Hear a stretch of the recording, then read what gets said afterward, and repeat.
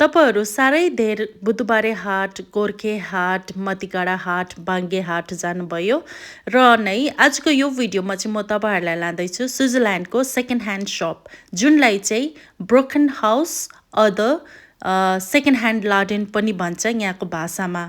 तपाईँहरूलाई मेरो भिडियो कस्तो लाग्छ है कमेन्ट गरेर भनिदिनु होला। लु आउनुहोस् जाउँ मसँग स्विजरल्यान्डको second hand shop. So guys यहाँको सेकेन्ड ह्यान्ड सप चाहिँ कस्तो हुन्छ भने सबै चिज पाउँछ कि लुगा फाटाहरू भाँडा बर्तनहरू सबै पाउँछ। तर म चाहिँ लुगाहरू चाहिँ हेर्नु मन पर्दैन कि त्यहाँनिर भाँडाहरू चाहिँ दामी दामी पाउँछ क्या। किनभने यहाँनिर अब सिस्टम के छ भने आफ्टर पेन्सन बाजे बोजूहरू प्रायः ओल्ड एज मलाई चाहिँ लागेको ओल्ड एज होमतिर जान्छ नि त। अन्त उनीहरूको जति पनि सामानहरू सबै यसरी उयो गर्दो रहेछ क्या। अन्त चाहिँ त्यो भएर चाहिँ त्योहरू चाहिँ सबै सेलमा राख्दो रहेछ। र आज म तपाईँहरूलाई देखाउँछु है यहाँको सेकेन्ड ह्यान्ड सप चाहिँ कस्तो हुन्छ भनेर ल। सो गाइस है स्विजरल्यान्डमा आएको म 2 साल भइसक्यो। तर म यहाँनिर मान्छेहरू जति चिन्छु नि हातमा गर्नु सकिन्छ हो त्यस्तो। यहाँनिर बाहिरतिर हिँड्दा सानो सानो नानीहरूले पनि ग्रिट गर्छ है ग्रिस्सा भनेर है। अब हाम्रोतिर नमस्ते भनेको जस्तै हो। त्यहाँदेखिको उता छैन बोल्दैन क्या।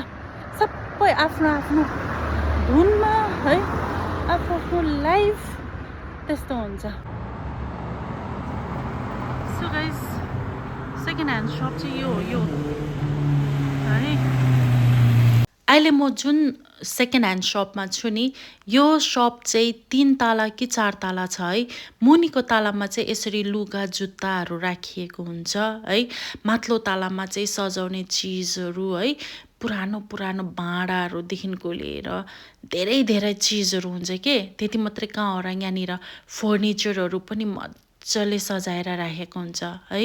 कतिवटा बेडहरू त एकदमै राम्रो हुन्छ। फाइलहरू बुक्सहरू सबै यहाँनिर चाहिँ बेचिने गरिन्छ।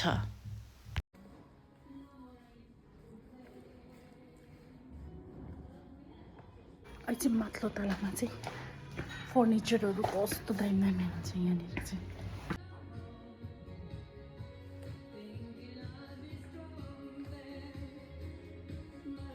फेरि राम्रो पार्ट चाहिँ के छ भने है सबै चिजबिजहरू एकदमै राम्रो कन्डिसनको हुन्छ है। अब त्यसरी भत्किएकोहरू त यिनीहरूले बेच्नु नै पाउँदैन यहाँको अब रुल्स अनुसार। अब यो कबर्डहरू हेर्नुहोस् यसमा छेसम बनाउनु लायकको है कस्तो राम्रो काठको फेरि क्वालिटी एकदमै राम्रो हुन्छ क्या त। अब कति पुरानो चाहिँ होला यो सामानहरू जस्तो लाग्छ मलाई चाहिँ हेर्दा है। हेर्दा एकदमै पुरानो है क्वालिटी एकदमै राम्रो भिन्टेज स्टाइलको चाहिँ यस्तो दराजहरू पनि पाउँछ यहाँनिर। अब यो तपाईँहरूले यो रडको बेड हेर्नुहोस् है यसको दाम 120 स्विस फ्र्याङ्क छ।